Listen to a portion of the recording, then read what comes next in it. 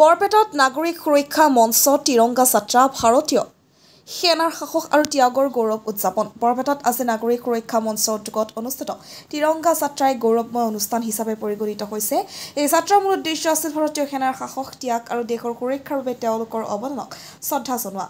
যাত্ৰাটোত অংশগ্ৰহণকাৰীসকলে তিৰংগা পতাকা লৈ ভাৰত মাতা কি জয় আৰু বন্দে মাতৰম ধ্বনিৰে বাটত আগবাঢ়ি গৈছিল। এই যাত্ৰাই দেশপ্ৰেম আৰু জাতীয় একতাৰ বাণী প্ৰেৰণ কৰিছে। এই অনুষ্ঠানৰ সময়ত বক্তাসকলে উল্লেখ কৰিছে, ভাৰতীয় সেনাই দেশৰ সীমা সুৰক্ষিত ৰাখিবলৈ যি সাহসিকতা আৰু ত্যাগ প্ৰদৰ্শন কৰিছে, তাৰ ফলত আমি আজি শান্তিপূৰ্ণ জীৱন যাপন কৰিব পাৰিছোঁ। তেওঁলোকে কৈছে, যিকোনো উগ্ৰপন্থী হুমকিৰ প্ৰতি সেনাই দৃঢ়ভাৱে প্ৰত্যুত্তৰ দিয়ে আৰু দেশৰ সুৰক্ষা নিশ্চিত কৰে। সন্ত্ৰাসবাদী ধ্বংস কৰাটোৱে হ'ল ভাৰতীয় সেনাৰ মূল উদ্দেশ্য। এই তিৰংগা যাত্ৰাই ভাৰতীয় সেনাৰ প্ৰতি জনসাধাৰণৰ কৃতজ্ঞতা আৰু সমৰ্থনৰ প্ৰতীক হিচাপে পৰিগণিত হৈছে। এই ধৰণৰ অনুষ্ঠানসমূহে দেশবাসীৰ মাজত দেশপ্ৰেম আৰু জাতীয় গৌৰৱৰ অনুভূতি বঢ়াই তোলে। বৰপেটা চেঙাৰ পৰা লাচিত বায়ানৰ report, north east frontier news. আজি সমগ্ৰ ভাৰতবৰ্ষত কৰি অহাৰ দৰে আমিও আজি বৰপেটা জিলাৰ নাগৰিক সুৰক্ষা মঞ্চৰ তৰফৰ পৰা বৰপেটা জিলাৰ সমূহ নাগৰিকে ওলাই আহি আমি তিৰংগা যাত্ৰা কৰিলোঁ। আৰু আজি সফল সামৰণিত আমি এইখিনিয়ে ক'ব বিচাৰোঁ যে আচলতে মানুহৰ অন্তৰত ভাৰতীয় সৈন্য আছে আৰু সৈন্য বাহিনীৰ কাৰণে আমি হয়তো সুন্দৰকৈ আমি বসবাস কৰিব পাৰিছোঁ। আমাৰ সা সম্পত্তি ৰক্ষা পৰিছে আৰু দেশখন ৰক্ষা পৰি আছে সৈন্য বাহিনীৰ হাততে।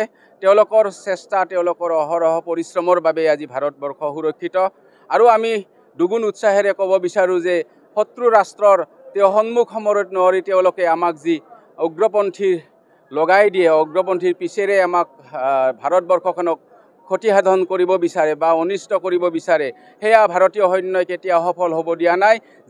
যিমানবাৰে স্বাধীনতাৰ পৰা পিছৰ পৰা যিমানবাৰে ভাৰতবৰ্ষ আক্ৰমণ কৰিবলৈ চেষ্টা কৰিছে, তেওঁলোকে কম দিনৰ ভিতৰতে হাত দাঙিছে।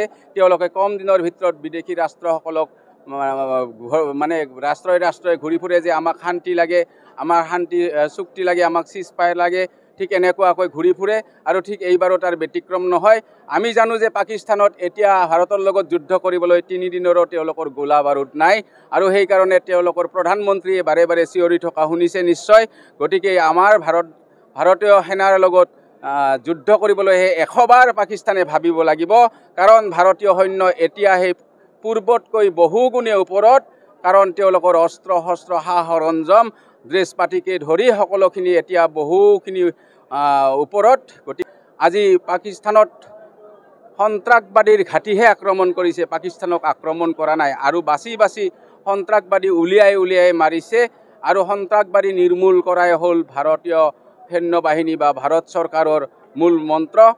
এতিয়াৰ পৰা যদি আমাৰ ভাৰতত সৈন্য বাহিনীৰ আক্ৰমণ কৰিবলৈ উগ্ৰপন্থী পঠিয়াই বা চকু টোৱাই আমাৰ পিনে, তেতিয়াহ'লে আমি কিন্তু যুদ্ধ বুলি ঘোষণা কৰিম। আৰু তেতিয়াহ'লে আমাৰ সামৰিক বাহিনীক পাৰ্মিশ্যন নালাগে, কোনো ধৰণৰ পাৰ্মিশ্যন নালাগে, নিজেই তেওঁলোকে যুদ্ধত অৱতীৰ্ণ হ'বলৈ সক্ষম হ'ব পাৰিব।